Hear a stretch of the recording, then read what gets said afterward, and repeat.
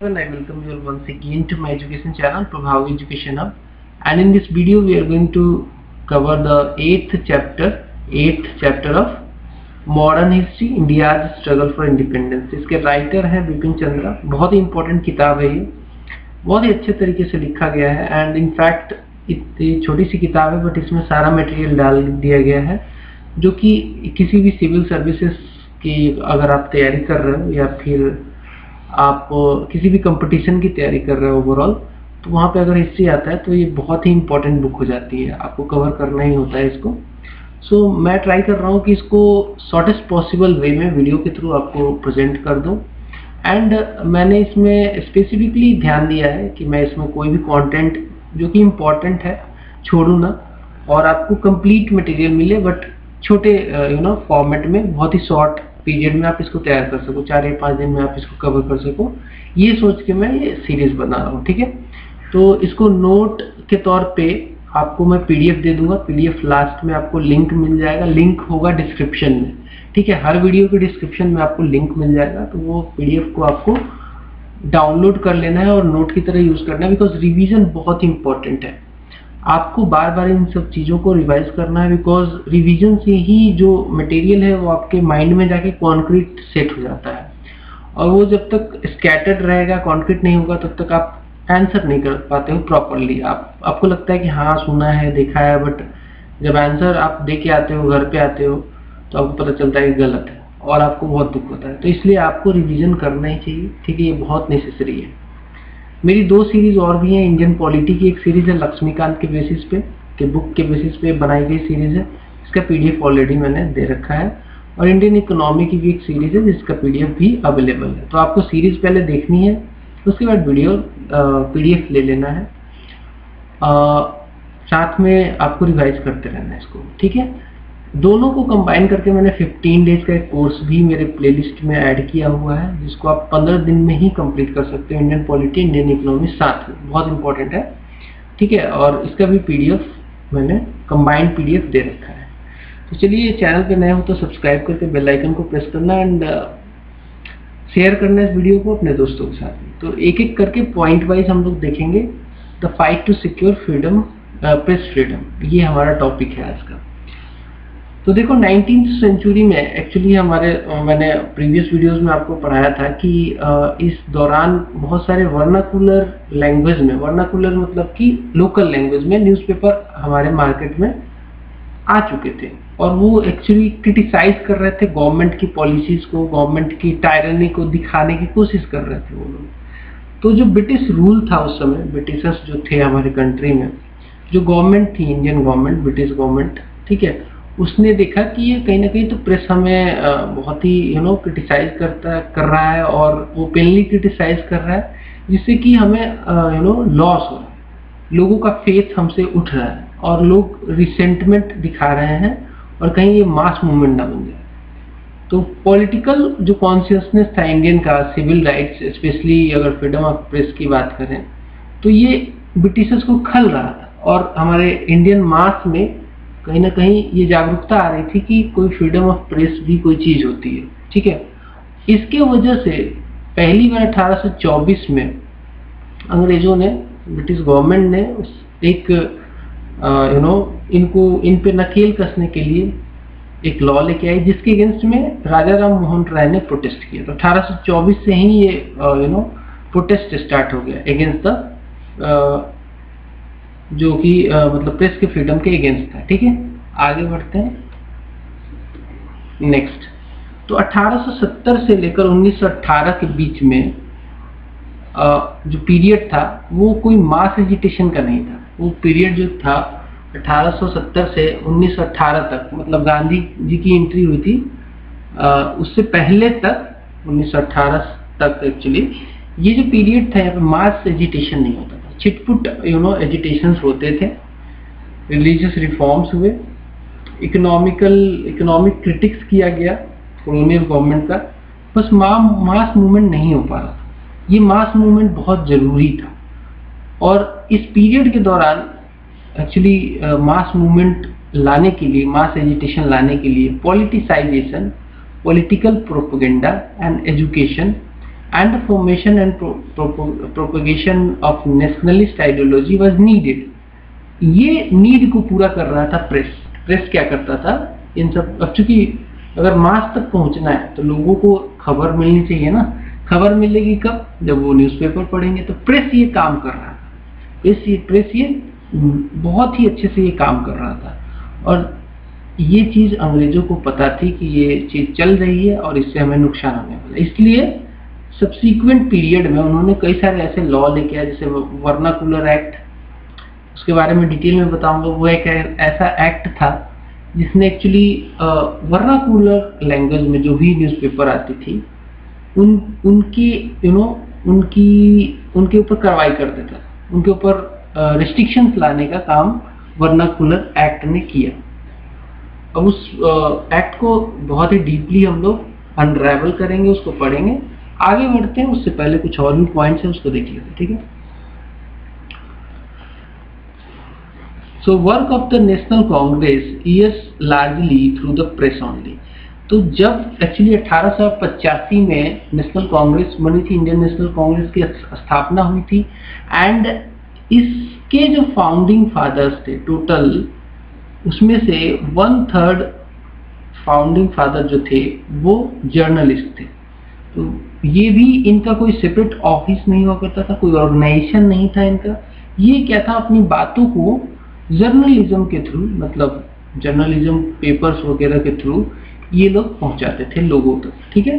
तो Indian national Congress ने भी बहुत फायदा लिया है प्रेस का, ठीक है। आगे बढ़ते हैं नेक्स्ट। सो उसके बाद कई सारे मतलब इस दौरान में कई सारे पावरफुल न्यूज़पेपर्स की उत्पत्ति होती है, इमर्ज होते हैं वो लोग, जैसे कि द हिंदू एंड स्वदेश मित्र। अब देखो ये जो इतना पार्ट है ना, ये बहुत ही ज्यादा इम्पोर्टेंट है। इससे एक क्वेश्चन तो हिस्ट्री में आ ही जाता है कि कौन सा जो नेशनलिस्ट न्यूज़पेपर था और किसने उसको लिखा। तो द हिंदू और स्वदेश मित्र जी सुब्रमण्य अय्यर ने लिखा था, ठीक है। मतलब इनके एडिटोरियलशिप में चलता था, ये लिखा तो नहीं है, तो न्यूज़पेपर तो रोज आती है ना। तो एडिटरशिप किसके अंदर था, जी सुब्रमण्य अय्यर का। केसरी और महाराता, केसरी मराठी लैंग्वेज में था और महाराता इंग्लिश लैंग्वेज में था। ये दोनों पेपर आता था under B G Tilak, Bal Gangadhar Tilak. Then Bengalee under Surendranath Banerjea. Amrit Bazar Patrika under Shishir Kumar Ghosh and Motilal Ghosh. ये सारे इंपॉर्टेंट है, मस्ट आपको, मतलब ये सारे तो याद होने चाहिए, इसमें से आप भूल नहीं सकते। ये ऐसा है कि इसको बस आप जितनी बार देखोगे और जितना अच्छे से याद कर लो, ये बहुत इंपॉर्टेंट है। मैं एम्फेसाइज कर रहा हूँ, ये बहुत इंपॉर्टेंट है। Sudharak Gopal Krishna Gokhale. Indian mirror NN Sen. Voice of India Dadabhai Naoroji. Hindustani and advocate GP Verma. Tribune and Akhbar Am, ये पंजाब की न्यूज़पेपर थी, इंदु प्रकाश एंड ज्ञान प्रकाश। काल एंड गुजराती बॉम्बे में, एंड सोम प्रकाश बंगनावासी एंड साधारणी बंगाल में। ये सब न्यूज़पेपर ऐसे थे जो नेशनलिस्ट नेचर के थे और इन्होंने काफी क्रिटिसाइज किया कॉलोनियल रूल को, ठीक है। आगे बढ़ते हैं। ये जो न्यूज़पेपर्स थे ना, ये एक्चुअली पूरे देश में फैले हुए थे। ये मतलब देश के कोने कोने तक पहुंच गए थे। मतलब न्यूज़पेपर हर बंदे के हाथ में होता था। हालांकि उस समय इलिटरेट लोग बहुत ज्यादा थे, लेकिन वो क्या करते थे, ऑर्गेनाइज हो जाते थे ग्रुप में, और जो लिटरेट होता था उनको पढ़ के सुना देता था न्यूज़। बट बहुत ही इंटरेस्टेड होते थे लोग न्यूज़ के बारे में, न्यूज़ को लेकर बहुत ही इंटरेस्टेड होते थे और न्यूज़पेपर के अराउंड में रहते थे, चाहे पढ़े नहीं हो। पढ़े नहीं है जो लोग, जो इलिटरेट थे, वो पढ़े लिखे लोगों से न्यूज़ पूछ लेते थे, ठीक है। So it was sprung up all over the country, and newspaper not only became the political educator, but reading or discussing it become a form of political participation. मतलब लोगों को एक्चुअली ये लगता था कि अगर आप न्यूज़पेपर पढ़ते हो तो आप एक्चुअली पॉलिटिकल पार्टिसिपेशन कर रहे हो। लोगों ने बस इसको रीडिंग पर्पस से नहीं देखा, बस इसको मतलब ऐसा नहीं सोचा कि बस पढ़ना है। वो लोग सोचते थे कि वी आर एक्चुअली पार्टिसिपेटिंग, यानी ये रियली में नेशनल अवेकनिंग का इसमें काम किया। पॉलिटिकल एजुकेटर तो न्यूज़पेपर बना ही, साथ ही साथ इसने पॉलिटिकल पार्टिसिपेशन को भी इनहेंस किया, ठीक है। So they were published as a national और पब्लिक सर्विस। तो ये कोई बिजनेस की तरह नहीं होता था न्यूज़पेपर, जैसे आज के डेट में क्या होता है, बिजनेस की तरह यूज किया जाता है। न्यूज चैनल्स जो है आज के डेट में पता ही है बिजनेस करती है मेनली, पहले ऐसा नहीं था। जब न्यूज़पेपर, ये सब न्यूज़पेपर की बात कर रहे हैं, तो ये बस एक पब्लिक सर्विस था नेशनल अवेकनिंग के लिए, इसमें कोई बिजनेस इन्वॉल्व नहीं था। इनफैक्ट मैं बता दूं कि ये जो लोग थे, सुब्रमण्य साहब, बाल गंगाधर तिलक, इनका न्यूज़पेपर की कमाई बिल्कुल नहीं होती थी। इनका साइड में, मतलब जो साइड जो अर्निंग के लिए साइड काम जो करते थे, उसी से इनकी अर्निंग होती थी। न्यूज़पेपर, ये लोग बहुत ही गरीब हुआ करते थे, मतलब इससे ऐसा नहीं है कि ये लोग अमीर हो जाते थे इन सब न्यूज़पेपर का एडिटोरियलशिप लेके और करके, ठीक है। तो ये एक नेशनल और पब्लिक सर्विस कह सकते हो आप, ये कोई बिजनेस नहीं था। अमृत बाजार पत्रिका का जो इस्टेब्लिशमेंट हुआ ये 1868 में, इससे छपना शुरू हो गए। बंगाली 1879, 79, ठीक है, 79 और 1868। तो ये डेट जो ईयर है बहुत इंपॉर्टेंट है, कई बार क्वेश्चन आता है। अमृत बाजार पत्रिका ऐसे मैच करने के लिए यूपीएससी में आ सकता है, 1868 और बंगाली 1879, ठीक है। आगे बढ़ते हैं। Next, it also played the institutional role of opposition to the government। तो न्यूज़पेपर ने गवर्नमेंट की सारी जो पॉलिसी थी उसको अच्छे से स्क्रूटनाइज किया और उसके उसको बिल्कुल अपोजिशन की तरह काम किया। मतलब सरकार के अपोजिशन का काम उस समय किसने किया, तो न्यूज़पेपर ने किया। Oppose was the motto of the Indian press. हर चीज को अपोज करना ये मोटो था, जिससे कि कोलोनियल जो पॉलिसीज थी उसको क्रिटिसाइज किया जाए। आगे बढ़ते हैं। बट ये काम इतना आसान नहीं था, बिकॉज 1870 में इंडियन पेनल कोड का सेक्शन 124A जोड़ा गया था इंडियन पेनल कोड में, और ये एक्चुअली सेडिशन से रिलेटेड है। ये आज भी है, ये जो सेडिशन का जो सेक्शन 124A है वो आज भी है इंडियन पेनल कोड में। 1870 में इसको जोड़ा गया था। इसके हिसाब से पनिशमेंट का प्रावधान रखा गया for whoever attempts to excite feelings of disaffection to the government established by law in British India was to be punished, ठीक है। तो मतलब कि जो भी न्यूज़पेपर वगैरह जो लोग भी छापते थे जिससे कि फीलिंग जो है जनरल पीपल का डिसअफेक्शन पैदा करता है सरकार को लेकर, उनको पनिश करने का प्रावधान इसमें रखा गया।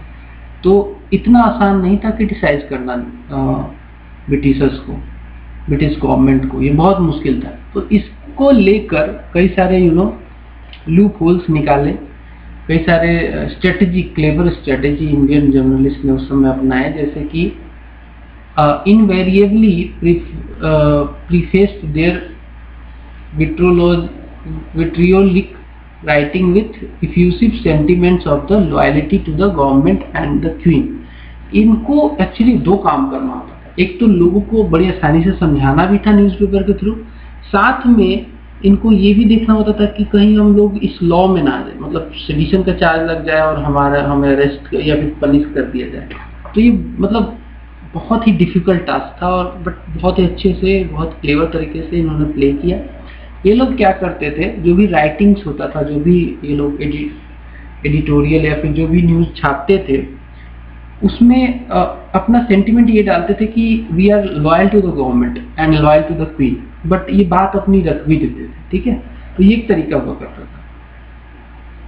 साथ में ये लोग पब्लिश करते थे वैसे आर्टिकल्स को जो कि एक एंटी इंपीरियलिस्टिक एक्सट्रैक्ट होता था, जो कि लंदन में छपता था। लंदन के न्यूज़पेपर में मान लो कुछ छपा जो कि इंडियन एंटी इंपीरियलिस्ट कोई कॉलम है, कोई एक्सट्रैक्ट है, उसको ये लोग कॉपी करके अपने न्यूज़पेपर में छाप देते थे, ठीक है। आयरिश न्यूज़पेपर से भी ये लोग बहुत सारा मसाला लेते थे।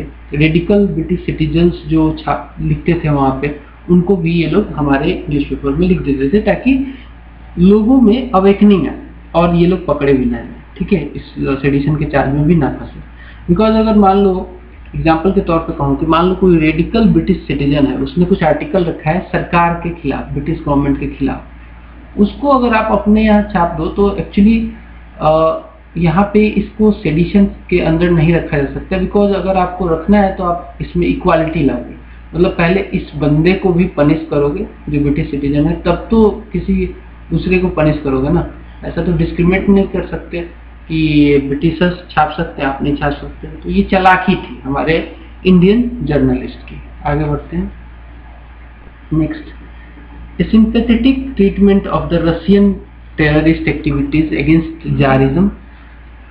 तो ये लोग क्या करते थे कि जो रशियन टेररिस्ट थे जो कि जारिज्म के खिलाफ काम कर रहे थे, उनके लिए सिंपैथी अपने न्यूज़पेपर में छाप देते थे, जिससे कि रीडर को एक्चुअली ऐसा लगे कि हाँ यार ये तो कोरिलेट कर सके रीडर कि अच्छा वहाँ पे ये जारिज्म के ने ये किया रसिया में, उसके लिए लोग यहाँ पे टेररिस्ट भी बन रहे हैं, तो ये कोरिलेट किया जा सके कि हम ब्रिटिशर्स हमें भी उसी हिसाब से तंग कर रहे हैं, तो हमें भी इसके खिलाफ एक्शन लेना चाहिए। तो ये तरीका हुआ करता था, ये स्मार्टनेस था हमारे इंडियन जर्नलिस्ट का।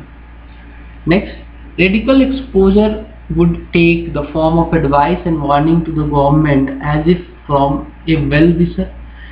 कई बार क्या होता था कि हमारे जो एग्जाम्पल की जैसे बाल गंगाधर तिलक हैं और मोतीलाल घोष, अगर इनका एग्जाम्पल लिया जाए तो ये लोग क्या करते थे कि कहीं ना कहीं सरकार को ऐसे बताते थे, लिख देते थे कि सरकार ये कर रही है, इससे सरकार को खतरा हो जाएगा।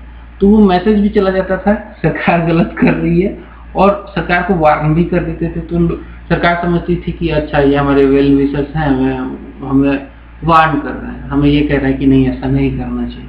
तो ये एक तरीका था बाल गंगाधर तिलक एंड मोतीलाल घोष का। ठीक है, कहने का मतलब कि ओवरऑल जो जर्नलिस्ट थे उस समय के, they had to combine simplicity and subtlety. इसका मतलब ये है कि सिंप्लिसिटी उनको तो रखना ही था, जो न्यूज़ छापना था उसमें बिल्कुल सिंपल कंटेंट डालना था ताकि आम जनता को समझ में आ जाए, साथ में कि वो कहीं लॉ में फंस ना जाए, सेडिशन के चार्ज में ना फंस जाए, तो उसके लिए भी सोचना था। तो सब्टिलिटी भी उनको सोचना था। आगे बढ़ते हैं।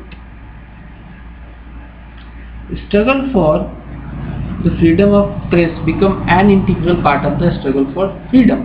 तो ये जो struggle for freedom of press जो था वो ऐसा नहीं कि बस प्रेस तक ही लिमिटेड रह गया, ये इतना इम्पोर्टेंट हो गया कि ये एक्चुअली इंटीग्रल पार्ट बन गया ओवरऑल फ्रीडम स्ट्रगल से।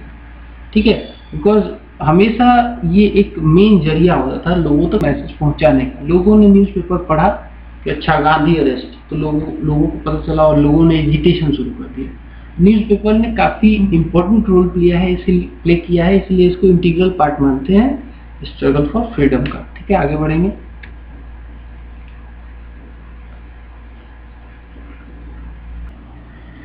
तो आगे बढ़ते हैं और चलते हैं अगले पॉइंट पे। नेक्स्ट पॉइंट है, जो इंडियन न्यूज़पेपर थे उस दौरान वो हाईली क्रिटिकल थे लॉर्ड लिटन के एडमिनिस्ट्रेशन से को लेकर, काफ़ी ज़्यादा ये क्रिटिकल थे। Because lord Lytton actually specially जब फेमिन हुआ था 1876 और 77 वाले फाइनेंशियल ईयर में, उस ईयर में जो फेमिन हुआ था उसमें इनका जो अप्रोच था लॉर्ड लिटन का, ये बहुत ही इनह्यूमन अप्रोच था। जो विक्टिम्स को लेकर इनका अप्रोच था बहुत ही इनह्यूमन था, एंड जिसको लेकर बहुत सारा क्रिटिकल पॉइंट छापा गया था, बहुत सारी क्रिटिकल बातें लिखी गई थी इंडियन न्यूज़पेपर में, जिसके कारण वर्नाकुलर प्रेस एक्ट 1878 में पास किया गया against the Indian language newspapers, and it was passed at a single sitting of the imperial legislative council. बहुत ही एक ही सिटिंग में पास कर दिया, इसमें कोई डिस्कशन नहीं हुआ। ठीक है, जनरली क्या होता है, law making is a long process, इतनी आसानी से लॉ नहीं बनता है, लेकिन ये लॉ को एक सिटिंग में ही पास कर दिया गया। बिकॉज वर्नाकुलर लैंग्वेजेस से रिलेटेड जो न्यूज़पेपर थे उनके ऊपर नकेल कसना था, उनके ऊपर कर्व लगाना था। एंड इसके दौरान ये एक एक्ट क्या था, ये एक्ट बेसिकली इसमें एम्पावर किया गया था इस एक्ट के तहत कि जो भी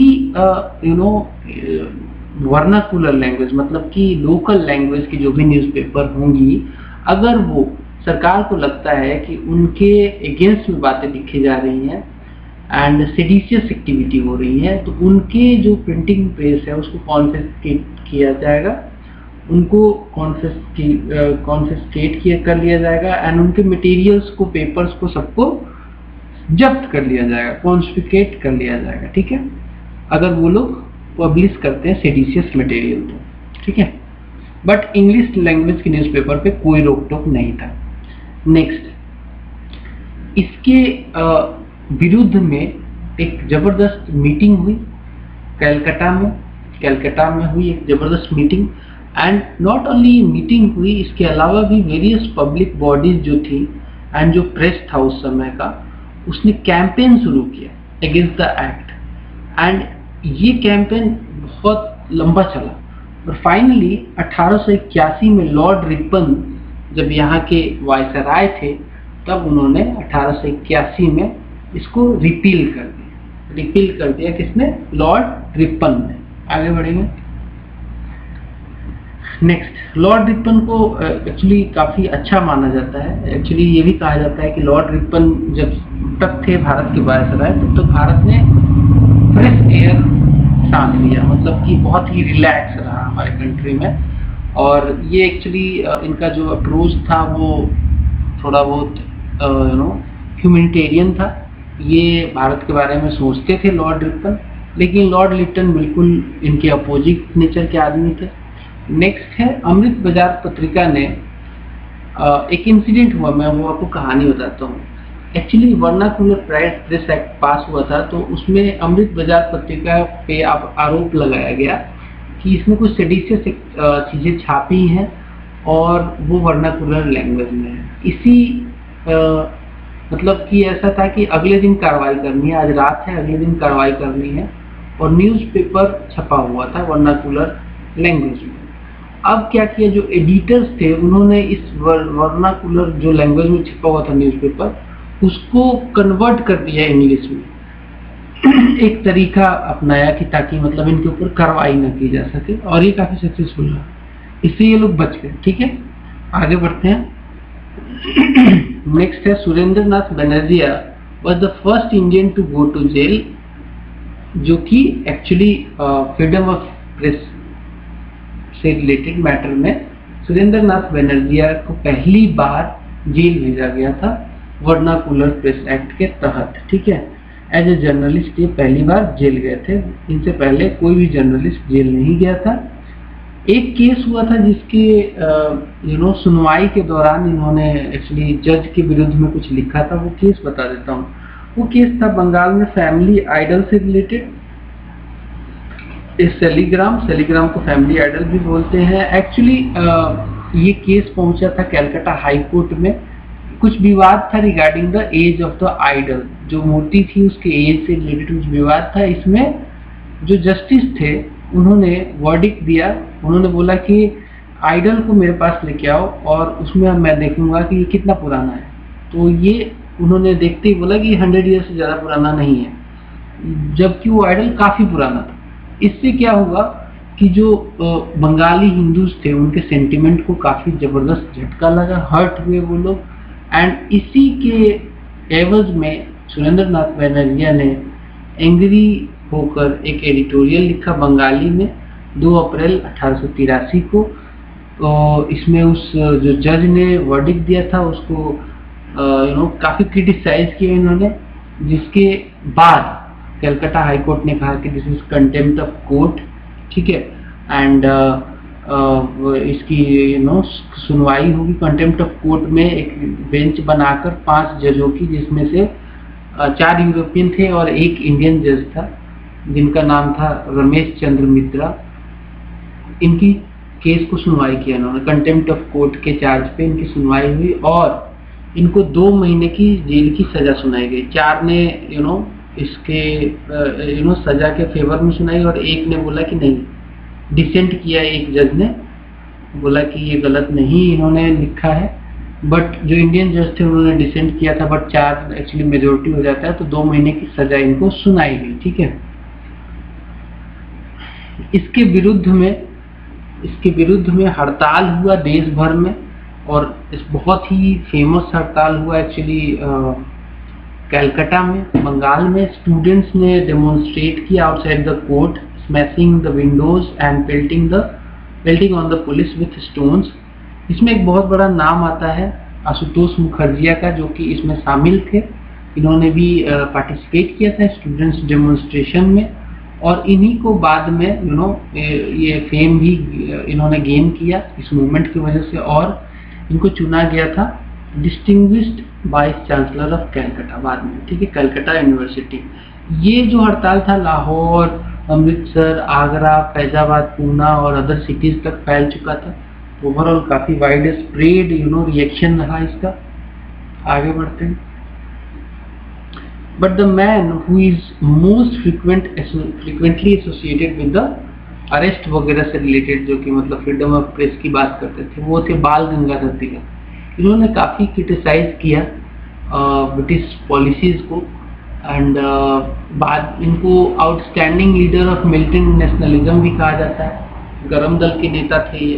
इनका जन्म 1856 में हुआ था, और 1881 में इन्होंने जीजी अगरकर के साथ मिलकर केसरी और महारता इन्होंने न्यूज़पेपर का एडिटोरियलशिप शुरू कर दिया था, ठीक है। 1881 में केसरी, जो कि मराठी लैंग्वेज में था, और महारता, जो कि इंग्लिश लैंग्वेज में था, उसका संपादन शुरू कर दिया था जीजी अगरकर के साथ मिलकर। He was a fiery and courageous journalist, ठीक है। आगे बढ़ते हैं। 1893 में एक्चुअली इन्होंने ट्रेडिशनल रिलीजियस गणपति फेस्टिवल को एज ए प्लेटफॉर्म यूज किया to propagate nationalist ideas through patriotic songs and speeches. तो ये भी क्वेश्चन आता है, एमसीक्यू आता है कि कौन सा ऐसा आ सकता है कि बाल गंगाधर तिलक ने कौन से फेस्टिवल को यूज किया as a platform to propagate nationalist ideas through patriotic songs and speeches. तो गणपति फेस्टिवल हो जाएगा, ठीक है। आगे बढ़ते हैं। नेक्स्ट, इन्होंने 1896 में शिवाजी फेस्टिवल को अगेन यूज किया as a platform to instil nationalism among the young Maharashtrians.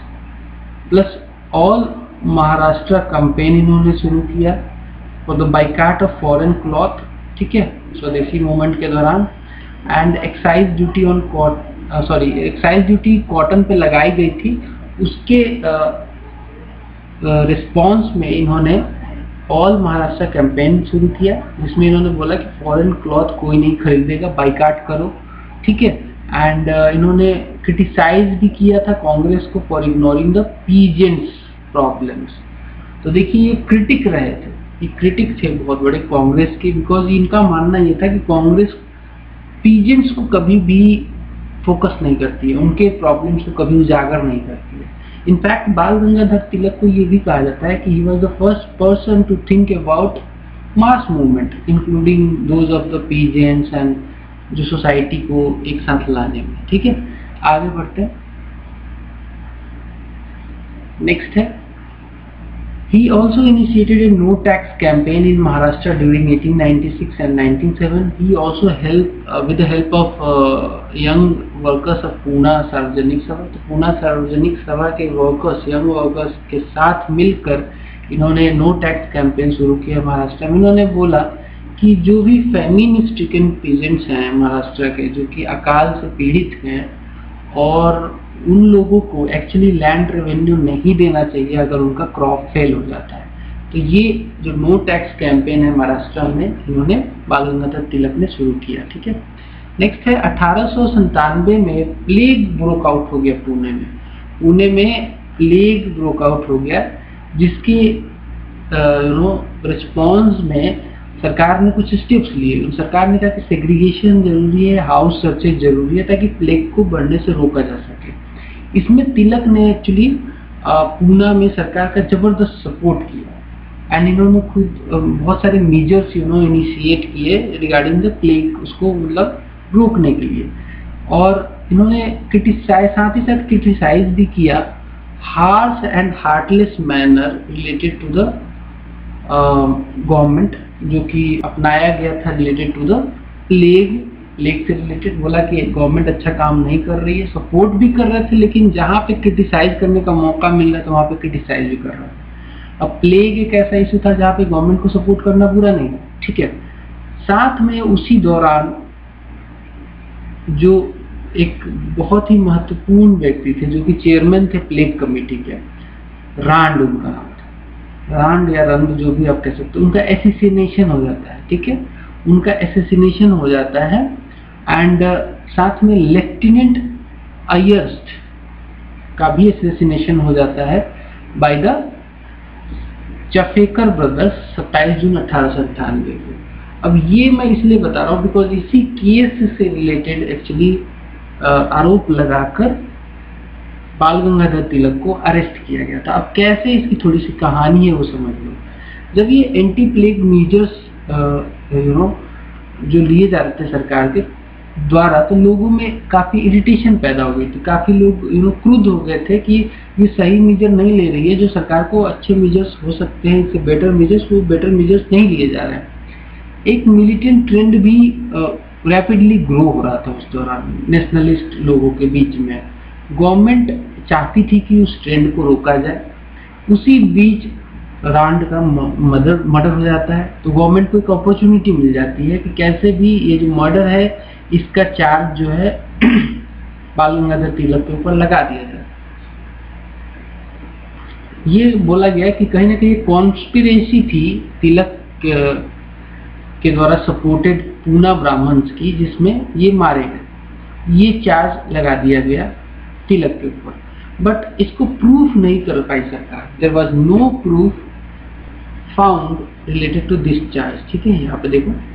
And but फिर भी तिलक एक्चुअली क्रिटिसाइज करना उस दौरान भी नहीं छोड़ रहे थे, उनके ऊपर चार्जेस लगे थे, फिर भी तिलक क्रिटिसाइज कर रहे थे गवर्नमेंट को, asserting that it was a basic function of the press to bring the light bring to light the unjust state of affair and to teach people how to defend their rights। ये उस समय भी बोल रहे थे कि हम गलत नहीं कर रहे हैं, हमारा ये काम है कि जो सरकार का अनजस्ट अफेयर है उसको हाईलाइट करें और लोगों की राइट्स को हम डिफेंड करें। इन पे फिर चार्ज लगा दिया गया सेक्शन 124A का, और बोला गया कि ये स्प्रेड कर रहे हैं disaffection and hatred among the people, general people, और ये सरकार के प्रति इन लोगों को भड़का रहे, ये चार्ज लगा दिए गए इनके ऊपर, ठीक है। फिर क्या हुआ, फिर ये अरेस्ट कर लिए गए 1899 में, 27 जुलाई 1899 में। और इनका जो अरेस्ट का चार्ज था वो बेसिस उसका ये था कि ये पब्लिश किया है इन्होंने केसरी में 15 जून को एक पोएम जिसका नाम था शिवाजी अटरेंस। अब ये शिवाजी अटरेंस क्या था ये भी समझ लो, ये बहुत जरूरी है।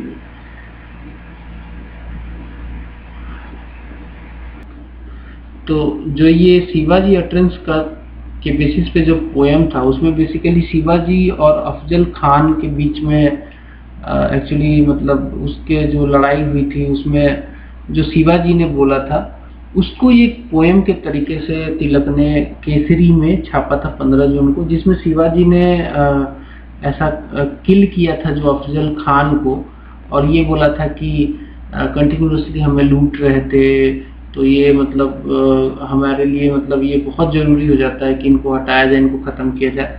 तो ये इसको कहीं ना कहीं कनेक्ट किया जो ज्यूरी थे उस समय, जो जज बेंच जो था जजेस का, उन्होंने इसको कंक्लूड किया कि कहीं ना कहीं इनडायरेक्ट वे में तिलक ये पोएम के थ्रू कहना चाहते थे कि मर्डर करो, ठीक है, और इसके चार्जेस के बेसिस पे इनको सजा सुनाई गई, ठीक है।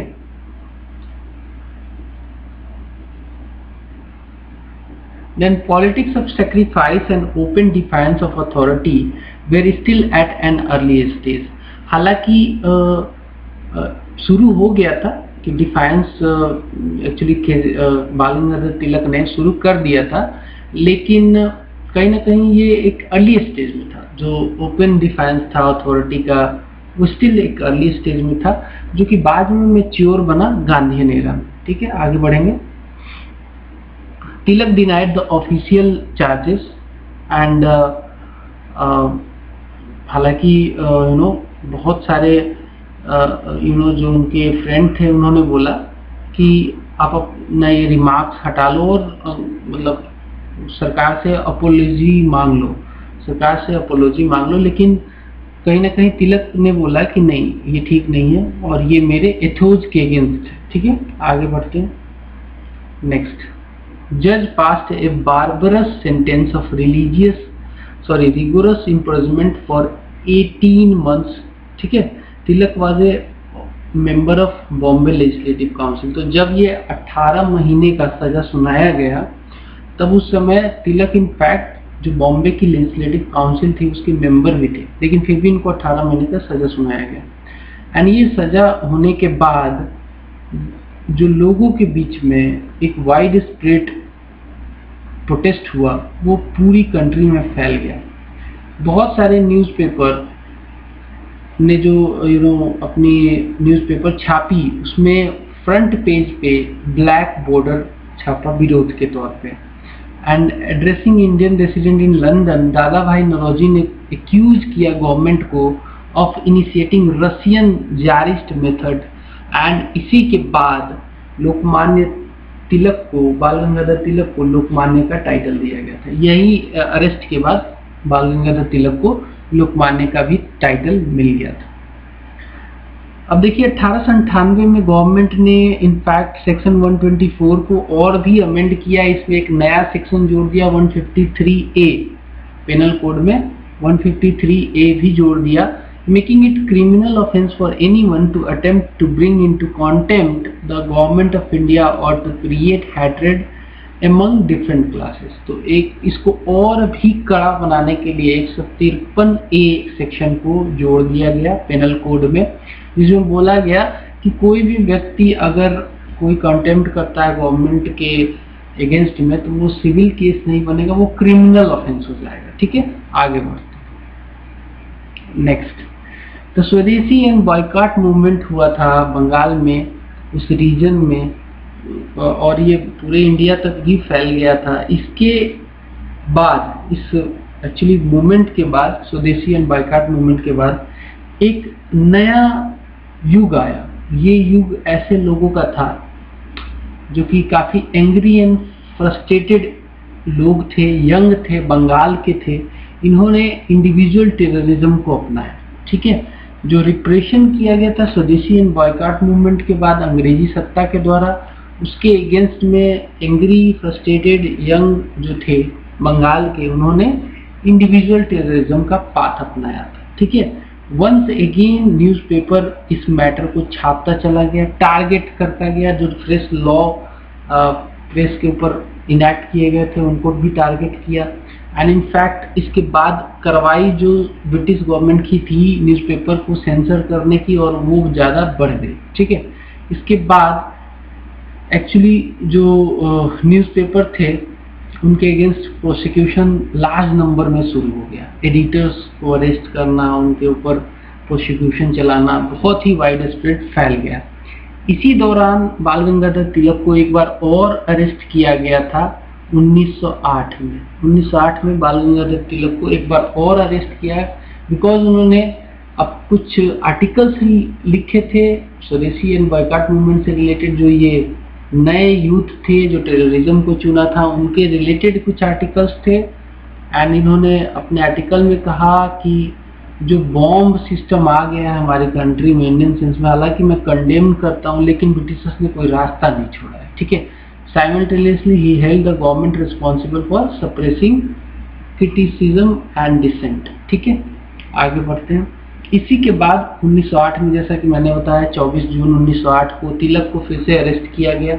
इनको ट्राई किया गया on the charge of sedition and once again Tilak pleaded not guilty. Tilak ने बोला मेरी कोई गलती नहीं है and behaved with exemplary courage. ठीक है, आगे बढ़ेंगे। जस्टिस दवर थे इनके बेंच को जो सुनवाई कर रहा था, तिलक के केस को जो सुन रहा था, उसमें जस्टिस दवर भी थे। जस्टिस दवर ने इनको अवार्ड दिया 6 इयर्स का, 6 साल की सजा सुनाई और इनको बोला कि ट्रांसपोर्ट कर दिया जाएगा आपको अब बर्मा में।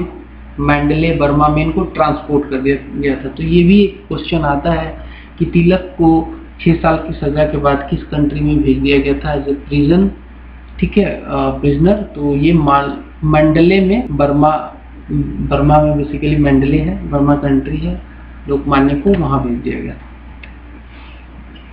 आगे बढ़ेंगे।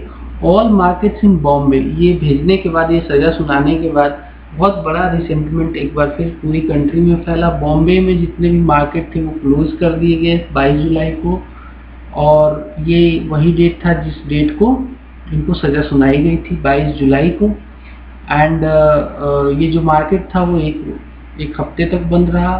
साथ में जो वर्कर्स थे टेक्सटाइल मिल्स के, रेलवे वर्कशॉप के, वो भी स्ट्राइक पे गए फॉर 6 डेज। एंड इसको कंट्रोल करने के लिए जब पुलिस आई तो बहुत सारे क्लैशेस हुए। इसके लिए आर्मी को बुलाया गया कि जो ये चल रहा है इसको खत्म करने के लिए आर्मी को बुलाओ, ताकि वो कंट्रोल कर सके इन लोगों पे, जो ये प्रोटेस्ट हो रहा है उन पे कंट्रोल पाने के लिए आर्मी को बुलाया गया। And at the end of battle 16 workers ले डेड, और इसी दौरान 16 लोगों की मौत भी हुई। लेनिन उस समय रसिया के लीडर थे। लेनिन ने hail this as the entrance of the Indian working class on the political stage. ठीक है, आगे बढ़ते हैं। यहीं पे ये चैप्टर खत्म हो जाता है। बहुत इंपॉर्टेंट चैप्टर था। आई होप कि आपको पसंद आया होगा। पसंद आया, समझ आया तो लाइक करना, दोस्तों को भी शेयर करो, बताओ कि ऐसी क्लासेस हैं, बहुत इंपॉर्टेंट क्लासेस हैं, इनका नोट भी आपको मिल जाएगा। तो ओके, मिलते हैं अगले वीडियो में, तब तक के लिए नमस्कार।